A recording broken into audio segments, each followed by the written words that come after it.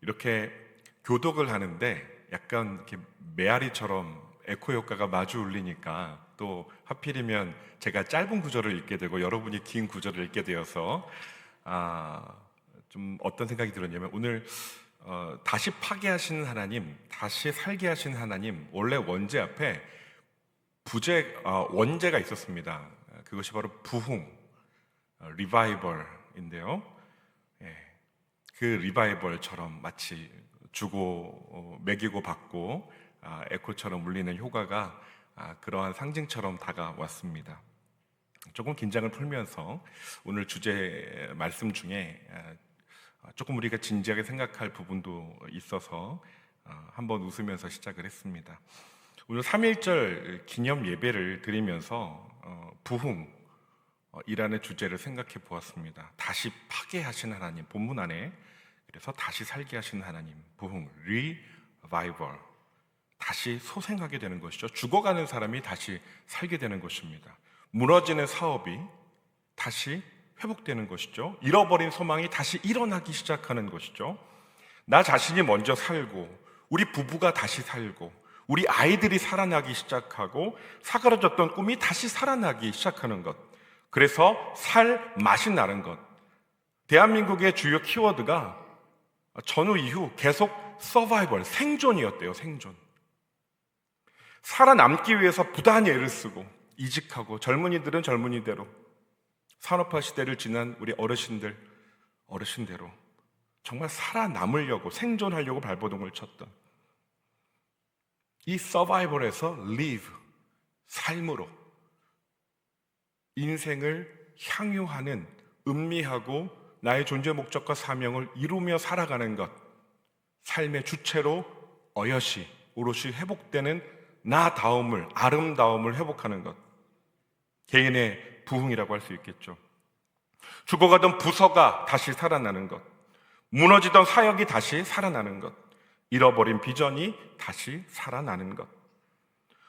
우리가 서로 나누는 대화, 그 일상의 소소한 이야기 속에 내 진짜 생각이 반영되고 내 중심에 있는 진짜 솔직한 이야기를 그대로 해도 괜찮은 관계가 세워지고 나의 말과 행동, 선택과 결정, 일상 속에 주님의 인도하심이 느껴지고 경험되고 내가 선한 그분의 인도하심, 그 능력 속에 있다라는 깊은 확신, 평안, 담대함이 있는 것. 이런 생동하는 믿음, 생동하는 소망, 생동하는 그 사랑, 그 안에서 살게 되는 것. 성령께서 감싸 운행하시는 그러한 은혜, 한량없는 은혜의 물결 안에 내가 있다는 것을 아는 것. 부흥이죠. 예수님처럼 아빠, 아버지라고 부르면서 그 아빠, 아버지의 하나님의 공급하심 속에 살아가는 것. 부흥은 이처럼 한 사람 그리고 공동체의 삶을, 그 삶의 자리를 근원적으로 변화시키게 되는 역사이죠. 이런 부흥을 어떻게 구할 것인가? 다시 파야 합니다. 우리 함께 고백해 보겠습니다. 다시 파야 합니다. 뭔가 새로운 우물을 찾아 헤매는 게 아닙니다. 다시 파는 것입니다. 그 우물, 옛 우물 다시 파는 거예요. 아브라함이 불렀던 그 이름대로 다시 부르게 되는 그 역사가 부흥이라는 것이죠. 로이드 존스 목사님, 마틴 로이드 존스 목사님, 청교도 신학의 흐름 속에 계셨던 유명한 설교자이시죠. 그분이 부흥이라는 책을 썼는데 제가 청년 시절에 읽으면서 그분의 정의가, 그분이 부흥을 정의한 내용이 제 마음에 남아 있습니다. 부흥은 어떠한 열광주의 속에 이렇게 머무르는 것이 아니라 그분의 정의는 성경적이라고 여겨집니다. 하나님의 영광을 그대로 이 땅 가운데 드러내시는 것. 하나님이 자기 영광을, 그 거룩한 영광을 그대로 부어주시는 사건. 거기는 인간이 무엇인가를 조종하거나 무엇인가를 이렇게 몰입시키거나 가스라이팅을 하거나 하는 게 전혀 없습니다. 감정적으로 일부러 고양시키는 것이 없습니다. 하나님의 전적인 주권 가운데 그냥 부어주시는 그분의 영광이 쏟아질 때 부흥케 될 줄 믿습니다. 하나님의 전적인 주권을 인정하며 우리는 기도하는 것이죠. 어떻게 부흥을 구할 것인가? 그 생수, 그 그 우물 다시 파는 것, 그래서 다시 살게 되는 것을 경험하게 되길 소망합니다. 우물이 막혀 있었던 시절이 있었습니다. 구조적으로, 국가적으로 생수의 근원이 막혀버린 위기 상황, 바로 일제강점기, 우리나라의 아주 어두운 역사였죠.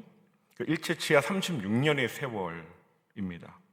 여러분, 식민지가 되었다는 것은 주권을 빼앗겼다는 것, 이것은 자주 독립 국가의 지위를 찬탈당했다는 거예요. 경제, 정치, 사회, 문화, 언어, 말까지 철저하게 빼앗기는 수순을 밟았죠. 경술국치라고 합니다. 을사늑약이라고 합니다. 1919년 이후 1910년 이후 36년 동안 국치, 그야말로 국가적인 수치를 당했습니다. 비굴함과 무력함 속에서, 무기력한 그 굴종 속에서 신음하며 많은 삶들이 무너져 내렸습니다. 개인과 가정과 국가 전체가 경험한 비참한 질곡의 세월이었습니다. 이 땅의 아들들은 일제의 강제징용에 노예처럼 끌려갔습니다. 탄광과 군수공장, 각종 건설 현장의 혹독한 노동을 감내해야 했습니다. 임금을 받지 못하거나 폭력과 굶주림 속에서 생명을 잃기도 하였습니다. 우리 민족의 존엄성이 구조적으로 무너진 강제 노역의 역사였습니다. 어미와 딸들은 종군 위안부로 징집되어 굴종과 수치를 당하기도 했습니다. 1930년대 후반부터 전쟁의 확장과 함께 조직적으로 운영되었고 1945년 패전 때까지 지속되었던 종군 위안부. 10대 후반과 20대 초반의 젊은 여성들이었고 취업을 미끼로 한 기만과 강압, 공권력의 개입 속에서 전쟁터로 끌려가서 전쟁의 도구로 사용되었습니다. 존엄성이 철저히 짓밟혔죠. 국제노동기구 ILO에서는 이를 강제노동으로 규정했고 유엔 인권위원회와 특별보고관 보고서들을 보면은 군이 관여한 조직적인 성노예 제도로 판단하고 있습니다. 일본 정부의 책임을 묻기도 했죠. 그러니까 일제강점기는 단지 국권을 빼앗긴 국제정치적 사건이 아니라 누군가의 아들, 딸, 오늘 시대로 말하면 우리의 이웃, 우리의 가족, 친지 중에서 그들의 마음과 몸과 영혼이 깊은 상흔을 입은 아픈 사건, 아픈 시절, 아픈 세월이었습니다. 그러므로 우리는 이 역사를 기억할 때 오늘도 여전히 세계 곳곳에서 자행되고 있는 인권의 유린들, 인간의 존엄성을 무너뜨리는 그러한 분쟁과 전쟁의 현장들을 기억하며 회복되기를 구해야 하겠습니다. 여러분, 3.1절을 기념한다는 것은 이런 국치에 주저앉지 않고 거세게 일어났던 우리 믿음의 선배들의 의연한 결의와 영적 저항, 사회적인 반향과 의연한 결의와 그런 어떤 번져갔던 거국적인 운동을 잊지 말아야 한다는 것이죠.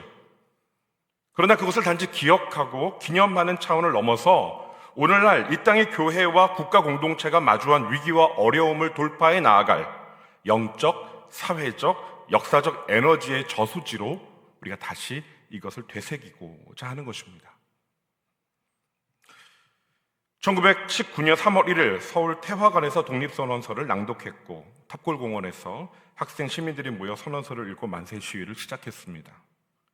만세 시위는 전국적으로 확산되어서 200만 명 이상 그 전후로 추산되는데 거국적인 1,500회가 넘는 시위가 일어났다고 역사는 기록합니다. 이 과정 중에 약 7,000명이 사망했습니다. 15,000명 이상이 부상을 입었습니다. 46,000명 이상이 체포되었습니다. 한 큰 대학의 전 교생을 합치면 약 2만 명 정도 됩니다. 아마 경북대가 그 정도 될 겁니다. 전 교생 2배 인원이 체포됐다는 겁니다. 상상이 되십니까?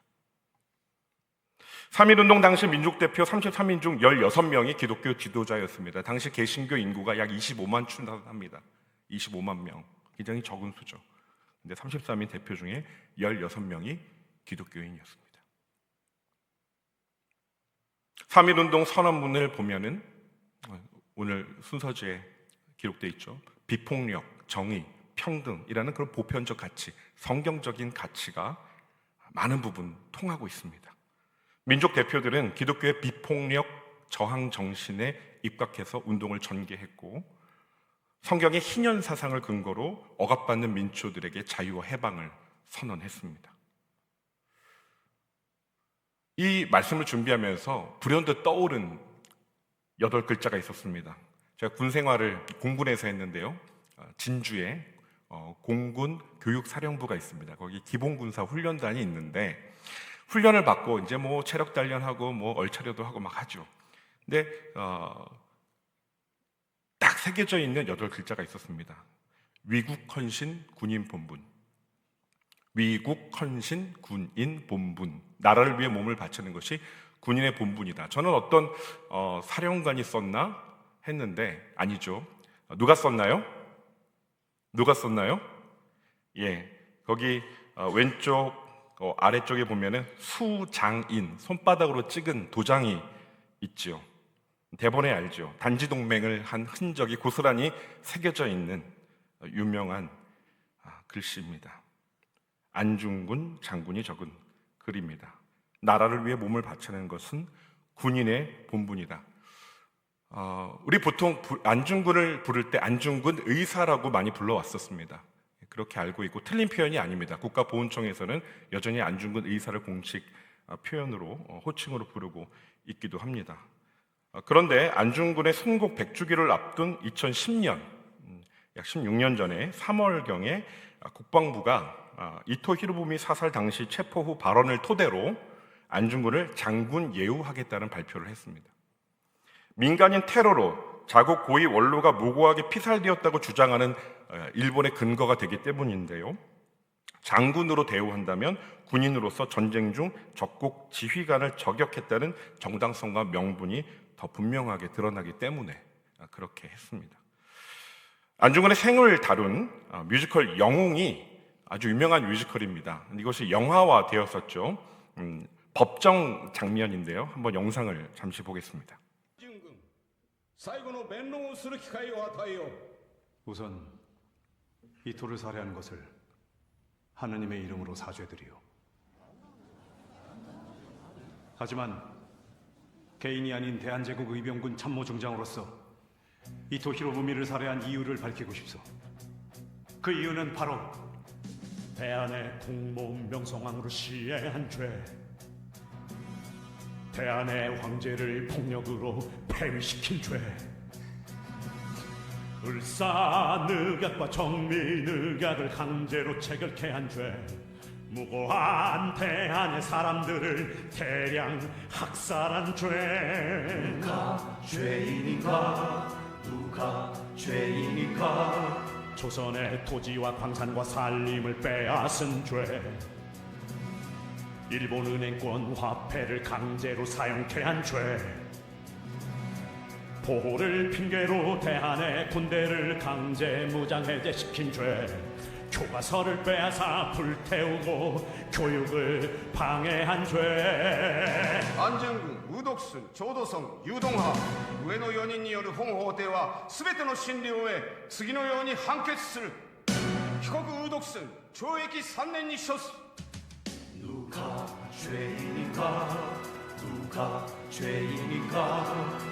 한국인들의 외교권을 빼앗고 유학을 금지한 죄, 신문사를 강제로 철폐하고 언론을 장악한 죄, 대한의 사법권을 동의 없이 강제로 장악 유린한 죄, 정권을 폭력으로 찬탈하고 대한의 독립을 파괴한 죄. 누가 죄인인가? 누가 죄인인가? 누가 죄인인가? 누가 죄인인가? 被告長道尊、被告ユードンハ、それぞれ懲役1年6ヶ月に処す。 누가 죄인인가? 누가 죄인인가? 누가 죄인인가? 누가 죄인인가?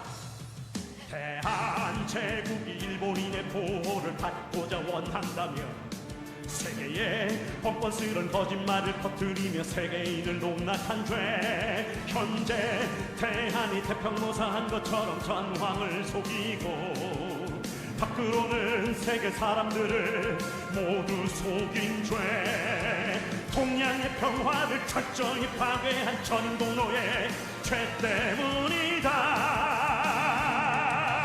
누가 죄인가 누가 죄인가 누가 죄인가 누가 죄인가 누가 죄인가 누가 죄인가 누가 죄인가 누가 죄인가 피고부 안정근 피고부 안정근과 시케니셔스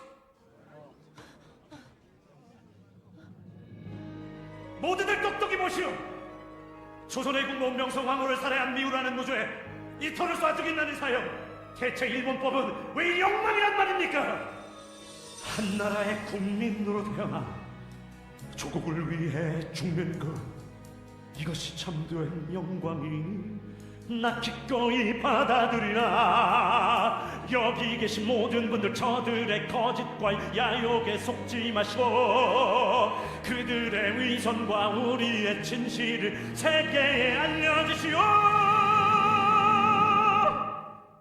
나라를 위해 싸운 우리 과연 누가 죄인인가 우리를 벌할 자 누구인가 우리들은 움직였다 나라를 위해 싸운 우리 과연 누가 죄인인가 우리를 벌할 자 누구인가 우리들은 용감했다 나라 위해 싸운 우리를 벌할 자 누구인가 과연 누가 죄인인가 벌할 자 누구인가 나라를 위해 싸운 우리 과연 조국과 조국을 위하여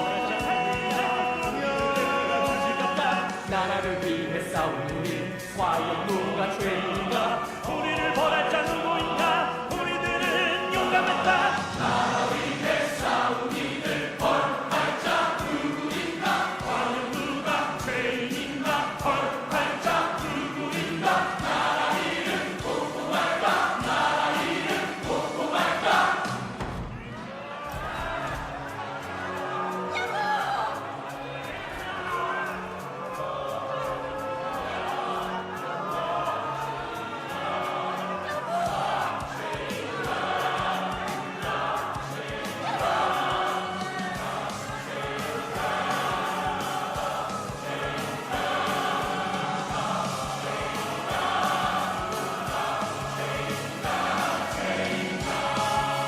누가 죄인인가? 예. 이 일이 지금 15개의 일본의 죄악에 대해서 열거를 하는데 이게 그냥 극적인 연출이 아니라요. 실제로 1910년 유신 감옥에서 있었던 재판의 법적 기록에, 재판 기록에 근거를 합니다. 이토 히로부미가 일제가 그렇게 자행한 15가지 죄악 중에 몇 가지를 좀 살펴보겠습니다. 이걸 왜 살펴보냐면요. 1919년 만세 운동에 국제적인 어떤 정당성, 그리고 실제로 1909년에 이토 히로부미 암살이 있었고, 그 다음 10년에 한일 병합 조약이 체결이 됩니다. 10년 전에 한일 항일 운동의 어떤 근거가 되는 중요한 전기가 되기 때문에 안중근을 좀 살피는 것인데요. 보십시오. 대한의 국모 명성황후를 시해한 죄. 이것은 1895년 을미사변 때 일본 공사 미우라 고로가 주도하여 궁궐에 난입해 명성황후를 살해하고 시신을 불태운 만행이었습니다. 대한의 황제를 폭력으로 폐위시킨 죄. 1907년 헤이그 특사 파결을 구실로 고종 황제를 강제로 퇴위시키고 순종을 즉위시킨 것이죠. 을사늑약과 정리늑약을 강제로 체결케 한 죄. 1905년 외교권을 박탈했고요. 을사늑약이라고 하죠. 1907년 군대 해산 및 내정 간섭을 강요한 것입니다. 무고한 대한의 사람들을 대량 학살한 죄. 의병 항쟁을 진압한다는 구실로 무고한 민간인들을 사살하고 마을을 불태웠습니다. 조선의 토지와 광산과 산림을 빼앗은 죄. 동양척식 주식회사 등을 통해서 한국의 경제적 이권을 조직적으로 수탈했습니다. 제1은행권 화폐를 강제로 사용케 한 죄. 대한제국의 화폐 정리 사업을 명목으로 일본 제1은행권을 강제 통용시켜 한국 경제를 종속시켰습니다. 보호를 핑계로 대한의 군대를 강제 무장 해제시킨 죄. 1907년 정미 7조약을 통해 대한제국 군대를 강제 해산시켜 국방력을 무력화합니다. 교과서를 빼앗아 불태우고 교육을 방해한 죄. 한국인의 민족의식을 말살시키기 위해서 근대 교육기관을 탄압하고 교과서를 검열 폐기하였습니다. 대한의 사람들이 일본의 보호를 받는다고 원한다며 세계의 뻔뻔스러운 거짓말을 퍼뜨린 죄. 을사늑약이 한국의 자발적인 의사라고 국제사회를 기만했습니다. 현재 대한이 태평 무사한 것처럼 천황을 속이고 밖으로는 세계 사람들을 모두 속인 죄, 식민지화 과정의 폭력성을 은폐하고 일제의 합법적인 보호인 양 포장했죠. 동양의 평화를 철저히 파괴한 죄라고 언급했는데 한국을 침략하여 동양의 평화를 깨고 일제의 독주 체제를 구축했다는 것입니다. 이런 국제 정치적인 언급들이 이 법정에서 있었다는 것이 의미심장합니다. 다음 글귀는 이러한 안중근의 마음을 잘 담고 있습니다.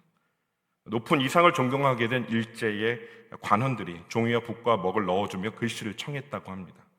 안중근은 이 글을 써서 검찰관 야우스카 세이시로에게 준 것으로 알려져 있습니다. 국가 안위 노심초사. 나라의 안전과 위태로움에 대해 애타는 마음으로, 타는 마음으로 걱정한다 라는 뜻이죠.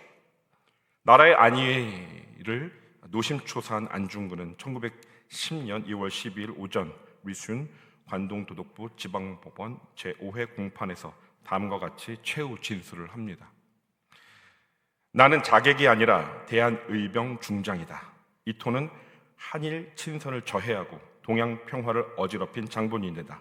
나는 그를 제거하지 않을 수 없었다.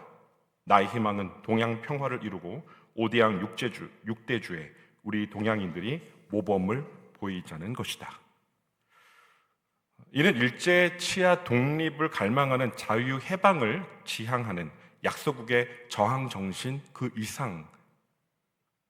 이상의 높고 탁월한 마음을 담고 있는 진술입니다. 성도 여러분, 오늘 우리는 3.1절 기념 예배를 드리고 있습니다. 우리나라를 위해 기도하기 위함입니다. 근데 그저 우리나라 대한민국 잘 되어서 구국강병 이루고 북위 영화 누리고 우리 자손 세계 무궁 영광 누리자는 처음보다는 깊은 의미가 있지 않겠습니까? 안중근 의사, 안중근 장군, 그의 사상과 기치는 동양 평화를 넘어서고 있습니다.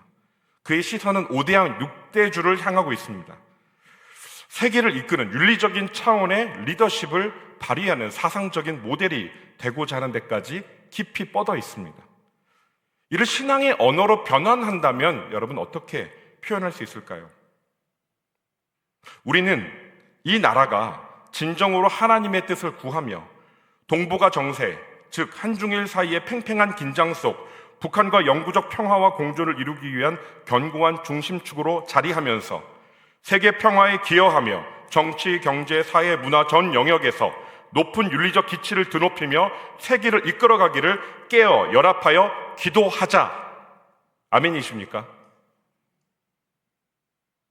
그리스도인으로 산다는 것, 우리가 부흥을 구한다는 것, 우리가 하나님의 나라와 의를 구한다는 것, 단지 내가 잘 먹고 잘 살고 우리 자식 잘 되고 우리나라 좋은 나라 되고 K-팝, K-푸드 세상에 널리 퍼져서 국력이 국가의 지위가 높아지고 인기가 많아지는 것, 그래서 뭐하게요?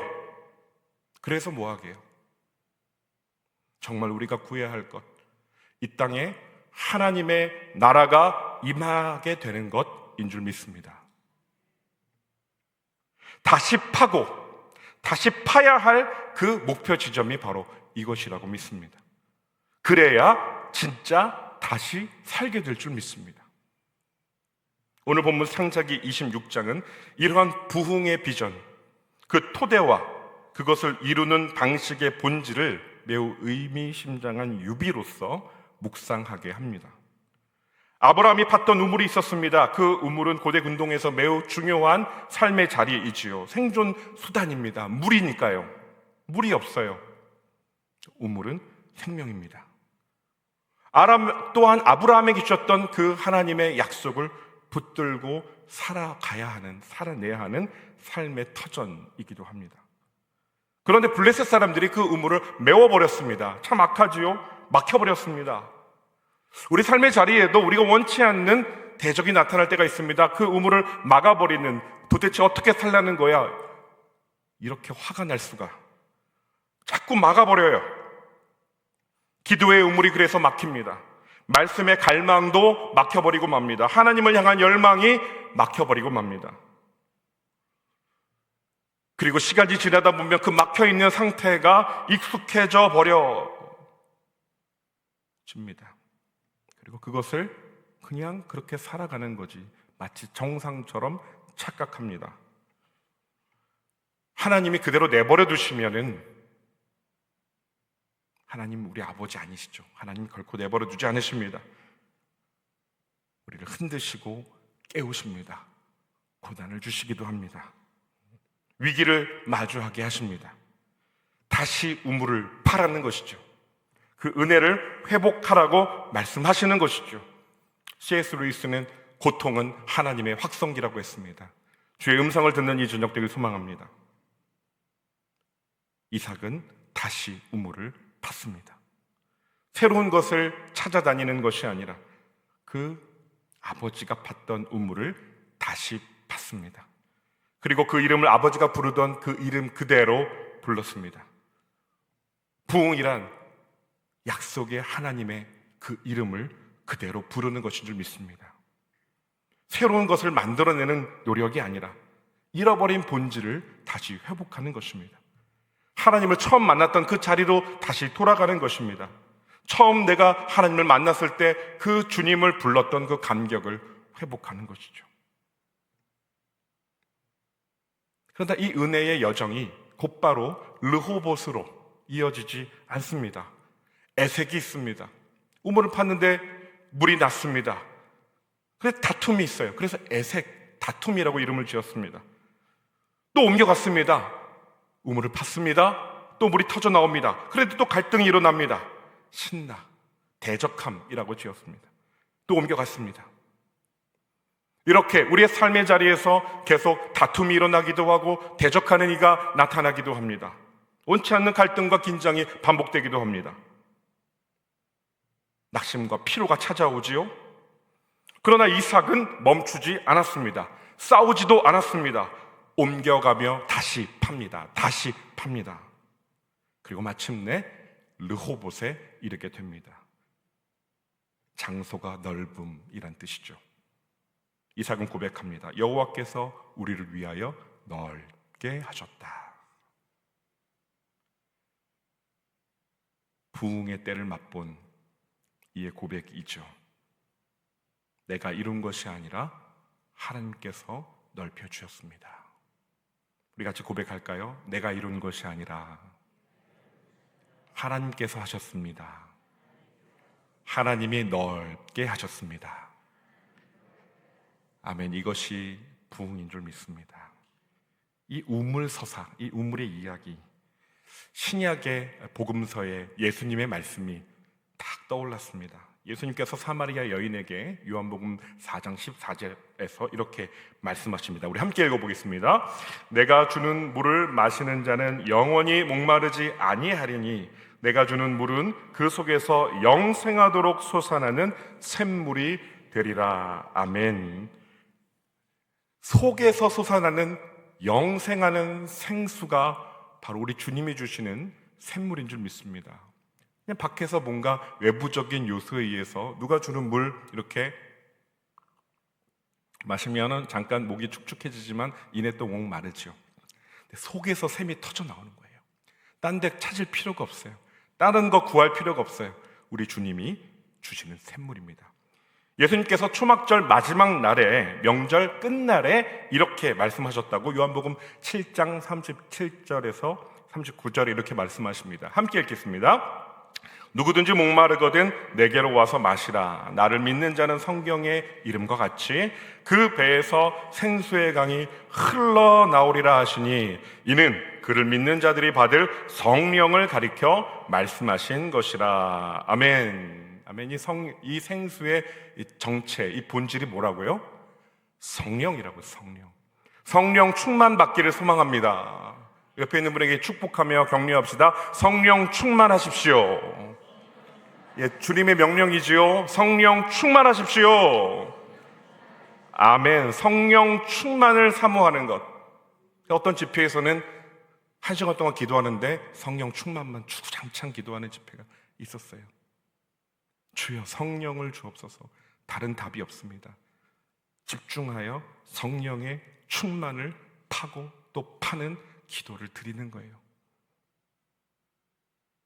성령께서 임하셔야, 성령께서 임하실 때라야 우리의 갈급하고 쩍쩍 갈라져 있던 우리 심령, 생척이 나고 진물이 흐르고 고름이 어른거리는 우리의 깊은 상처와 아픔과 눈물과 탄식이 하나씩 하나씩 어루만져지고 새살이 돋고 회복될 줄 믿습니다. 1919년 3월 1일 서울 태화관에서 민족대표들이 독립선언서를 낭독하고 탑골공원 일대에서 학생과 시민들이 만세를 외치며 거리로 나갔습니다. 불의한 권력을 향한 비폭력적 저항이었고 공공선, common good을 향한 결단과 결의의 표출이었습니다. 그 파동은 전국적으로 확산되기 시작했습니다. 곧장 르호봇으로 나간 것은 아니었습니다. 다툼과 탄압이, 대적이 일어났죠. 1919년 4월 15일에 제암리에서 성도들이 순교했습니다. 제암리 교회 가봤습니다. 거기 그 역사의 기록과 흔적들을 그림으로도 표현해 놨는데 입구를 다 그 교회 안에 다 성도들을 몰아넣고 문을 못질해서 다 못 나가도록 막고 불을 질러 버렸어요. 참혹한 학살이었습니다.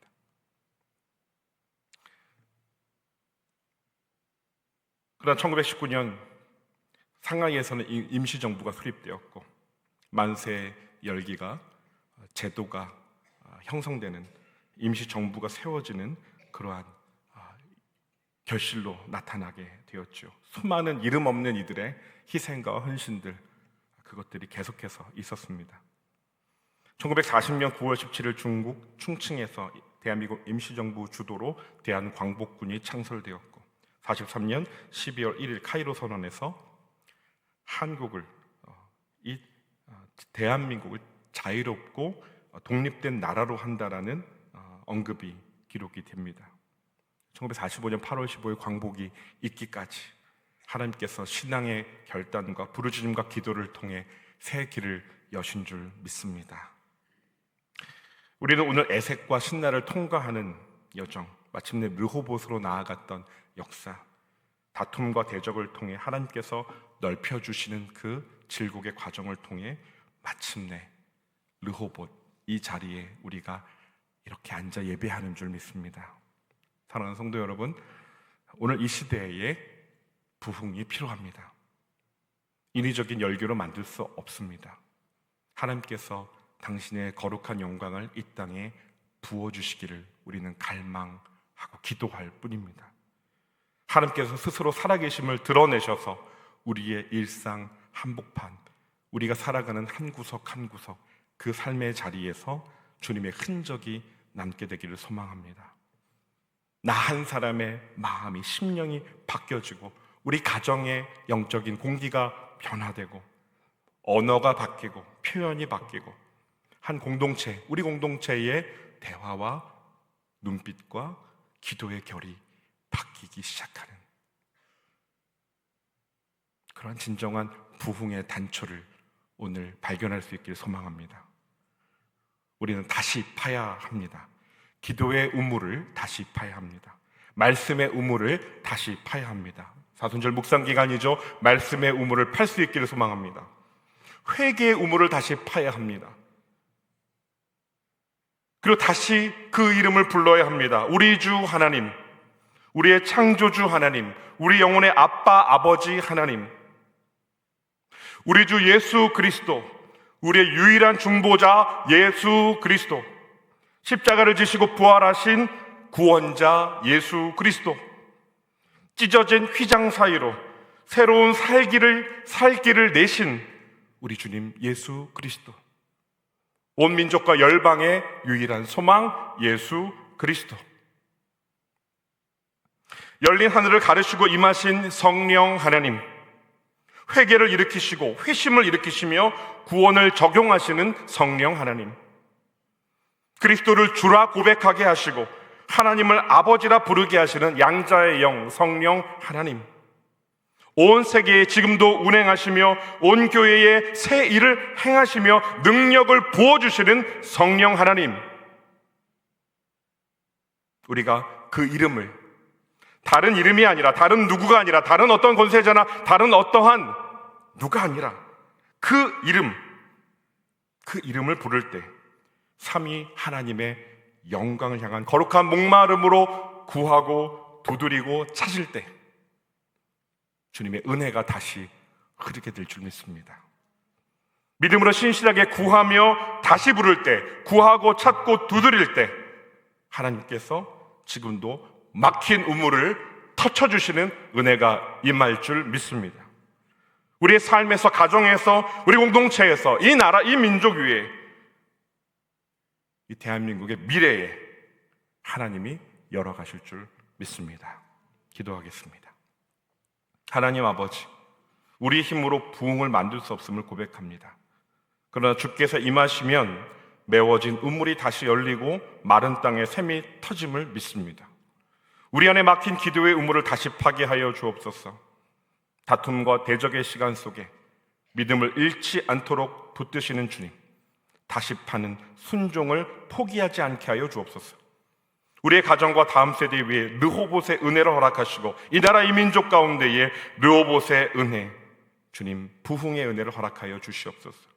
주께서 넓히신 그 길을 따라 믿음으로 한 걸음 한 걸음 내딛는 우리의 작은 순종과 기도가 쌓여 이 시대를 새롭게 하시는 하나님의 도구들이 다 되게 하여 주시옵소서. 예수님의 이름으로 간절히 기도드리옵나이다. 아멘.